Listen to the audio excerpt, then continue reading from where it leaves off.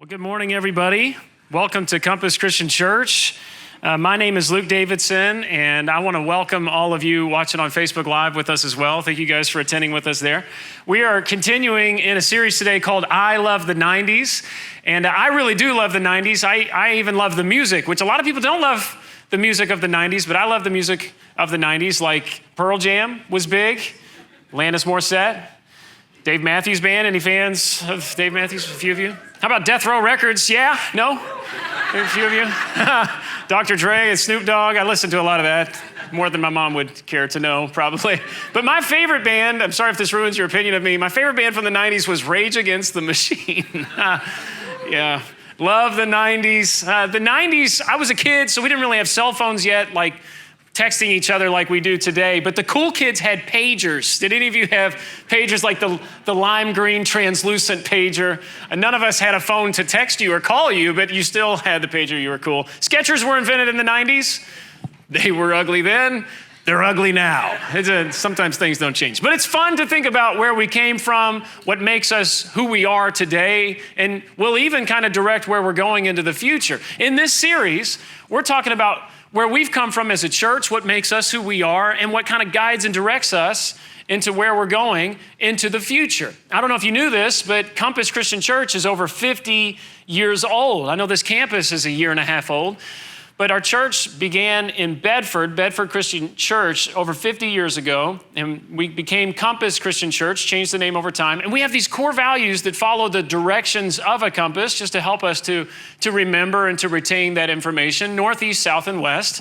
So the north side is to navigate. We want to tell others about Jesus. East is engage. We want to connect with people. South is serve. We want to serve everyone everywhere.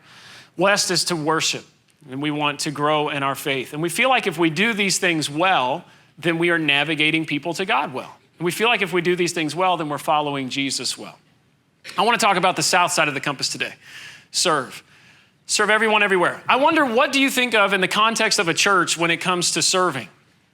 Do you think of going on a mission trip and building a structure, working with tools, feeding the homeless? Those are great things that we have to do to meet the needs of our community. Also, though, let me place in your heart and your mind that when it comes to the context of the church and serving, serve in your home, in your cul-de-sac, in your neighborhood, in your schools, that you are paying attention to your immediate community and paying attention to those that are around you. Sort of Home Improvement might be the line that we think of there, which was a great TV show from the 90s, Home Improvement with Tim the Toolman Taylor, which was funny because he was so accident prone. Tim was always hurting himself. I mean, we have video of him electrocuting himself and shooting nails at people and sanding, and it's just always falling from roofs, and everything was just always going wrong, which I thought was hilarious as a kid. Now that I'm a dad and I have my own house, I can actually empathize with many of these moments because they have repeated themselves. It was like a prophecy early in my life that these moments would happen to me. Not too long ago, I was just trying to tighten my sink because it was loose, and I went to tighten it, and this gasket blew, and this scalding hot geyser started spraying all over the place, and I'm trying to stop it. It's burning my hand. My wife ran in with a towel. She's trying to cover it up. It's not helping at all because it's a geyser. I finally had the mind to crawl under and close the shutoff valve, and I was thinking, this is not my finest moment by any means. And my sweet wife, she didn't say it, but I know she was thinking, you should probably just stick to preaching. That would be good. Maybe you feel that way when it comes to serving sometimes, though, where you get to a point, it's like, man, I know I'm supposed to serve. I feel it. I know we talk about it at church, but it's hard to serve. And I don't know who to serve. Who am I supposed to serve? And how am I supposed to do it? I don't even know how to be helpful. And in fact, I'm worried that I'll just make it worse, that I'll start helping and it'll explode or something will fall and I'll just make the problem worse. Well, that's why we have strategies for serving here at Compass, because we want to come alongside of you as you come alongside of us, and we want to train you and help you find your purpose and your gifting and how you uniquely contribute to serving in the kingdom of God. We hope that you'll get connected. We have the slide here. It says our website, mycompasschurch.com. If you'll go there and click on Next Steps, there's all sorts of ways you can get connected. Go to our Discover Compass class. Go to our Serve Tour. Go to Rooted, Compass Academy. These are things that I just want you to hear about because you need to take those next steps to get involved and plugged in to serving in our church. And these are ways that you can come alongside of us, we can come alongside of you to uniquely train you in these different ways. So you know of these next steps, maybe because you've been around a while. If you're brand new and you just heard about them. I want you to go to Discover Compass or Serve Tour or go through Rooted.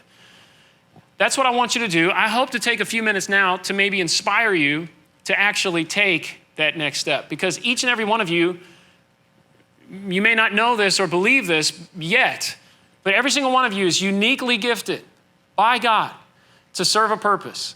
As one of my kids' books, it's just so poignantly said the other day, and I was just like, man, that's powerful. It said, big or small, there is a difference that only you can make. So true. 1 Peter chapter 4, verse 10. It says, God has given each of you a gift from his great variety of spiritual gifts. Use them well to serve one another.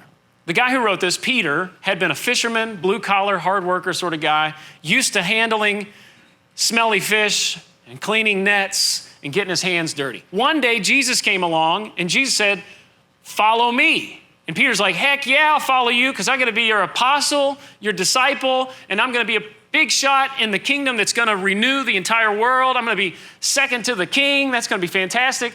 I don't have to clean smelly nets anymore. I don't have to handle smelly fish. I don't have to get my hands dirty. We'll pay other people to do that stuff. It'll be smooth sailing. Well, Peter sort of learned the hard way that that's not true. He's served and sacrificed more following Jesus than he ever had before. In fact, fast forward a couple years, it's the night before Jesus was crucified, executed. At a dinner with his disciples, Jesus got down on his knees with sort of an apron wrapped around his waist to wash their feet, because that time they wore sandals, their feet got really dirty out in the streets, plus they didn't really have plumbing and stuff like we do now, so some of the stuff floating in the streets was not sanitary. And so you'd have people wash your feet, but they weren't the king, they were servants or people who were lower on the totem pole. So when Jesus went to do this, Peter is offended. He said, stop this, Jesus, get up. What are you doing? You're the king. I'm not a fisherman anymore. I don't clean smelly nets. We got other people to do this stuff. You're the Son of God. Get up. And to which Jesus looks at him and says very firmly, Jesus says this, unless I wash you, you won't belong to me. Raise your hand if your mom said this back to you in the day. And there were a few times in the 90s when my mom looked at me, boogers, just horrible. Unless I wash you, you won't belong to me. Jesus says that very firmly to Peter. It's sort of a tense moment. And Peter backs up and says, okay, have at it. And the Son of God knelt down, washed his feet. Guarantee you, Peter's contemplating, why is he doing this? I'll tell you why. Because Jesus was teaching Peter and his disciples and you and me and all of us that his kingdom is not about being served. His kingdom is about serving others, getting your hands dirty for them. That's a moment that Peter never forgot. Peter had a protege, apprentice named Mark. And Mark got to see a lot of the stuff that Jesus did as a kid. He heard about other stuff that he didn't see from Peter. He wrote it all down in a book that we call Mark. And in chapter 10 of his book, he quotes some incredible things that Jesus said that I want to share with you today as we think about orienting ourselves in a position, a posture of service. Jesus said, rulers in this world, they lord it over their people, and officials, they flaunt their authority over those underneath of them. And I think we all know the type. The type who's like, I'm too good for that. I don't get the coffee, that's for the intern. Get away. And make sure you get it right next time. Or women, your place is to cook and to clean. I'm a man, I don't do that stuff. You lord your power, your position, your status over other people. Jesus says, but among you, it will be different. Let's go to the next slide. Among you, it will be different. We don't lord our authority over people. We don't belittle others and think that serving is beneath us. He goes on and kind of defines what this can look like. It says, for whoever wants to be a leader among you must be your servant. You want to lead? Then you got to serve. And then he goes on and says, and whoever wants to be first among you must be the slave of everyone else. So listen, we live in a me-first society and culture. What do I want? What do I need? Me. Jesus flips it and says, not you first, others first. What do they need? What do they want? How can you get them taken care of? How can I help them? How can I help them? What do they need? What do they need? What do they need? That just becomes a mantra of a follower of Jesus. How can I fulfill the needs of others? How can I fulfill the needs of others? Because when you fulfill their needs, they fulfill your needs, and we all fulfill each other's needs. It's incredible how this all works out. Jesus goes on and says, I'm the example of this. He says, for even the Son of Man, which is what Jesus referred to himself as a lot, a title that he gave himself, Son of Man. Even the Son of Man came not to be served, but to serve others and to give his life as a ransom for many. Peter never forgot words like this. I think it's why he wrote in his letter, serve one another in 1 Peter chapter 4, serve one another. And he says, do you have the gift of speaking? Then speak as though God himself were speaking through you. Your words should be like God's words to people, building them up, meeting their needs.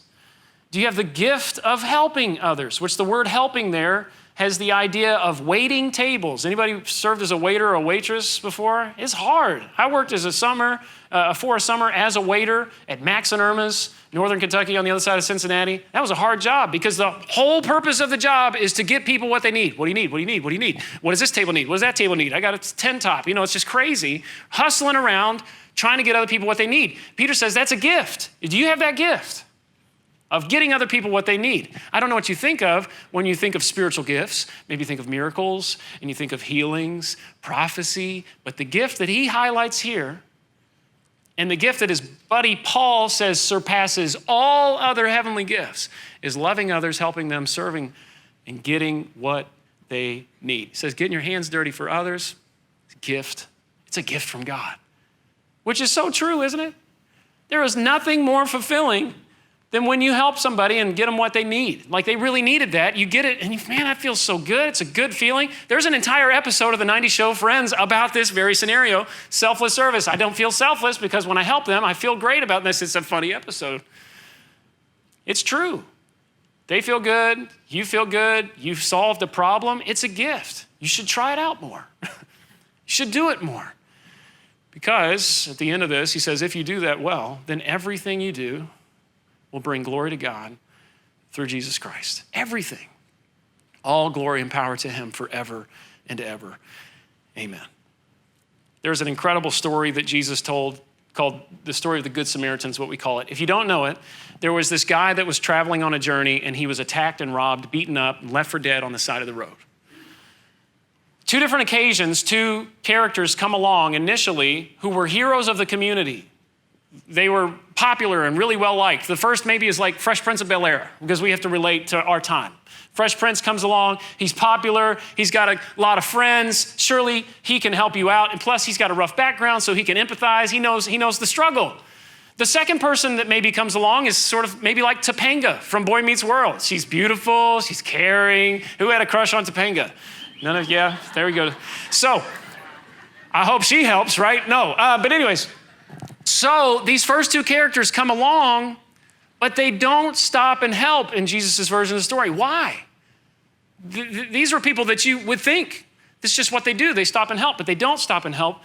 Were they too busy? Did they have more important things to do? I don't know. But they didn't help, which makes them the villains in the story. These people who are assumed to be heroes are the villains of the story. The third person comes along that Jesus says is a Samaritan, which if you don't know what a Samaritan is, this is like the villain of typical Jewish storytelling. Like they're the person that you would least expect to help you. And in fact, you're annoyed by them and you can't stand them. And the moment you see them, in fact, the moment that you hear them, just the sound of their voice. Kill me now. It's Janice from Friends. It's Janice. Oh no, Janice. This is the last person I want to see. I'm beaten up, left on the side of the road, and now Janice is going to talk me to death. This has just gotten worse. I didn't think it could get worse. Now Janice is here. Except in Jesus' version of the story, this person that you dread seeing doesn't talk you to death. Instead, they stop having seen you, and they help you, and they bandage your wounds, they care for you, they take you to shelter, they pay your bills, and even a few days later come back to check on you and make sure that you're okay. That's what Janice does. And that's the idea of the story of the Good Samaritan. The first two characters, even though they were well-liked and popular in their community, they're not the heroes because they didn't stop and serve people. The third person, Janice character, is the hero because they stopped and served. Let me tell you what makes you a hero in God's kingdom, in God's eyes, in God's story. You become the hero when you stop and when you serve people, when you live like Jesus. And it's as simple as that. I have been to what I would consider some of the most desperate parts of the world. And I would tell you, when you see communities of people that are putting others first, that's whenever you see solutions to the problems. But this starts in our homes. Husbands, serve your wives. Load the dishwasher, vacuum the floor, fold the clothes. Guarantee you, she will think that is way more attractive than your Anchorman paint their cologne. Guaranteed, every single time. Wives, serve your husbands. Children, serve your parents. Clean up your toys, make your bed, clean your own toilet. Don't nobody else want to clean your toilet. I guarantee you, your parents will love you if you clean your own toilet. Parents, serve your kids, serve your elderly parent that lives with you because they cleaned your toilet for a long time. Just saying. And if you don't have a family member that lives with you, then serve your roommate or serve the people that live around you. But this has to start in your home, in your cul-de-sac, your building, your apartment complex. You have to get your hands dirty saying, what do they need? What do they need? What do they need? It starts in our home. Then our community. Pay attention to your neighborhood, to your schools, to what's going on in your city. And then, of course, we would love for you to serve at the church. I mean, we're growing. There's a lot of people that you won't meet in other circles. You'll meet them here because this is a gathering place. It's a light in the darkness. And so you serving here, you'll meet some people who you otherwise might not run into in the rest of the world. But a lot of times we hear people that neglect the home and rush past their community in order to serve at the church. It sort of sounds a lot like the Good Samaritan story. So I would say, don't do that. Instead, serve the church by serving your home and serving your neighbors. I think when we do that well, we serve everyone everywhere. And we actually make an impact that is really, really powerful. And as I was saying, sometimes you go to different parts of the world that are very impoverished, where things are really, really bad. And you might think, I mean, in our mentality, you look at it and say, well, maybe if we could just get enough money to them, if we could just change the politics, that would solve everything. It doesn't work like that, unfortunately. But I'll tell you the solution that I see when I go to those impoverished areas of the world. You'll see these little communities of Christians that are living others first focused. They're not concerned with their own needs. They're concerned with each other's needs, one another. How can I care for them? How can I help them? And then vice versa. They care for each other. They meet all of each other's needs. When I see that, it's just miraculous. And I think that is the hope of the world. The greatest historical example I can think of this is from the Roman Empire. In the Roman Empire, the year 169 AD, there were soldiers that had been fighting off in the far eastern reaches of the empire. When they came back, they brought a disease back with them, something like smallpox. And when that disease hit the population, it caused a plague that ultimately killed a third of the population. Can you imagine if a third of America's population died? It was totally, completely devastating. So what do you do when a disaster like that hits? I'll tell you what most people did. They ran and they hid and they got out of the cities to try to save themselves from the disease. Every man for himself. They ran. The pagan priests ran, which left the temples vacant. So when the sick came to the temples, there was nobody there to pray for them.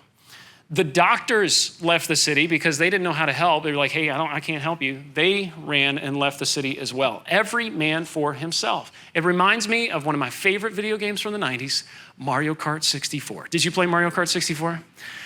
I remember I got my Nintendo 64 and all my friends, we would gather around with that goofy controller and we would play the game, which I think we've got footage. I mean, you're racing against each other and you're trying to win the race. And there's all these weapons that you can use as a player in the game. You've got turtle shells you can shoot at each other, traps that you can drop like banana peels that cause people to spiral out of control, mushrooms that you can eat that make you go faster. Don't do that, kids. And then There was a star that if you got the star, it made you invincible and you could just ram people off the road. It was a lot of fun. It's every man for himself, just doing whatever it took to win the race, which honestly is kind of a fair reflection of most of the world. Always has been. that the strong survive and they lead. Whoever is most powerful gets to be the leader. And so we fight and we run over each other and we position ourselves and we try to get promotions over one another and do whatever it takes, no matter the cost, no matter who's hurt along the way. In fact, a lot of times we justify the paycheck or the promotion that justifies the route through which we took to get to that place. And so every man for himself is the way the world works. So when that plague hit the Roman Empire 1,800 years ago, same thing. People ran and hid and fended for themselves. And if they had turtle shells and banana peels to use on each other like Mario Kart, I'm sure they would have. I'm sure they would have done that. Every man for himself.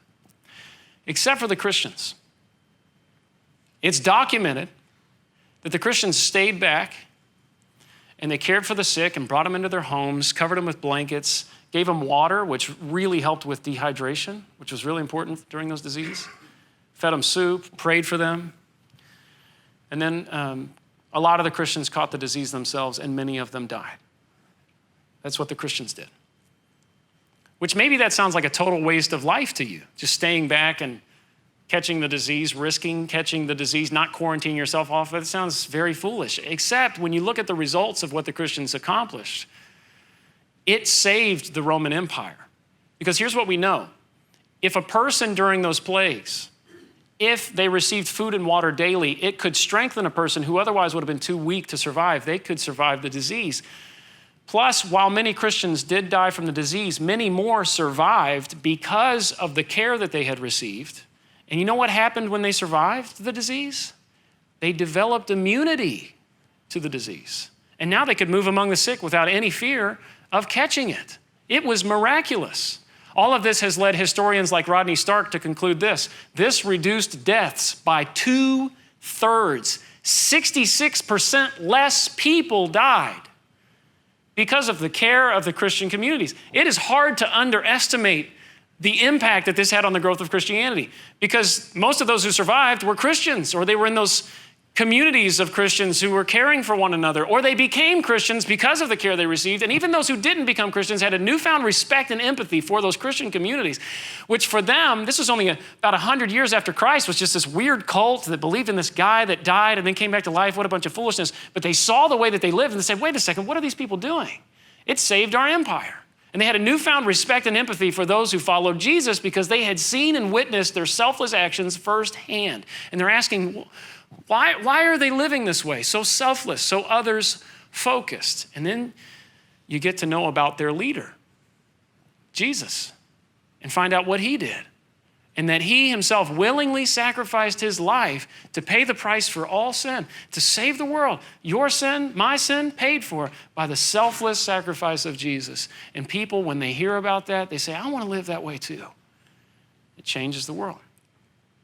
Meanwhile, what do you think all those who ran from the cities, what do you think they contributed to the situation? You may be tempted to say nothing. They didn't contribute anything because they just ran. That's not true. They actually spread the disease everywhere they went. Spread to many other cities and caused many more people to die. That's the havoc of an everyone for themselves mentality. It destroys people. The guilt will destroy you, cripples society. And it's not just a closed off scenario that you're running from or trying to beat others out of. You will carry that on to others as well. If we all run around Mario Kart style, gunning for each other and trying to outrun each other, you don't win the game. That is pretend. It is a video game with bad graphics from the 90s.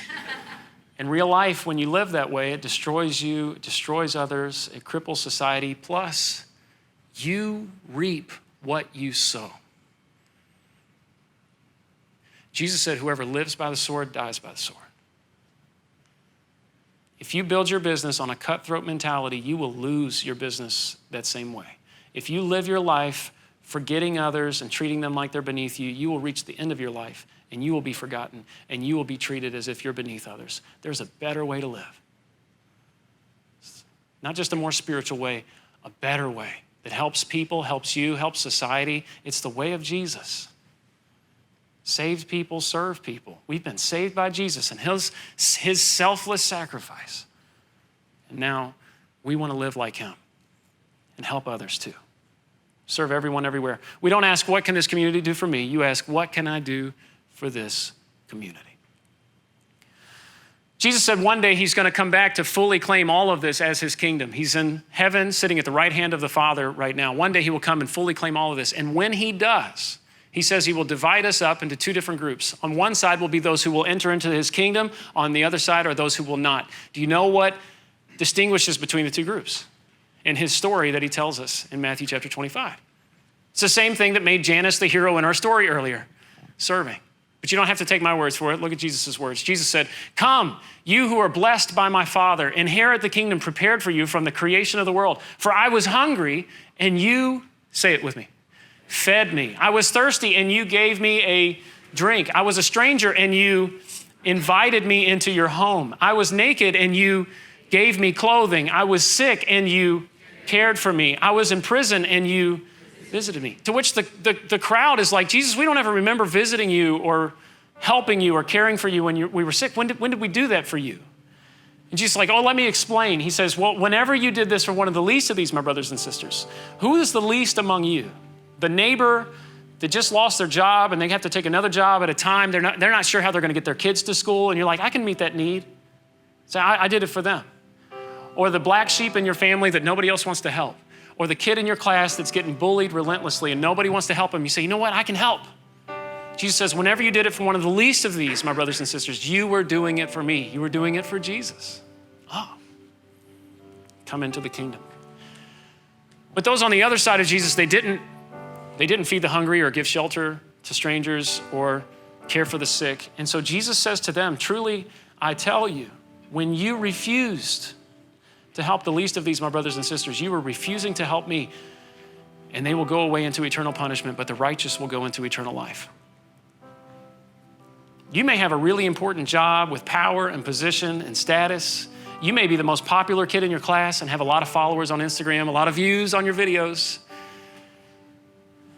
It would be a shame for all of that to be taken away from you when we enter into the kingdom of heaven, simply because you didn't serve people and you thought it was beneath you. But on the other hand, there are some of you in this room today that you don't have a powerful position. You're not very popular. You don't have a lot of followers on Instagram, and you don't feel like anybody. You say, I'm a nobody, I'm not that important. Listen, don't let that stop you from serving, because if you do, Jesus will exalt you to the highest place in his kingdom, simply because you lived like him and you served other people. It's as simple as that. Save people, serve people. And we serve everyone, everywhere. I want to leave you with these beautiful words from my friend Peter, your friend Peter, our friend. Look at what he says. It says, most important of all, continue to show deep love for each other. For love covers over a multitude of sins. Thank you, guys.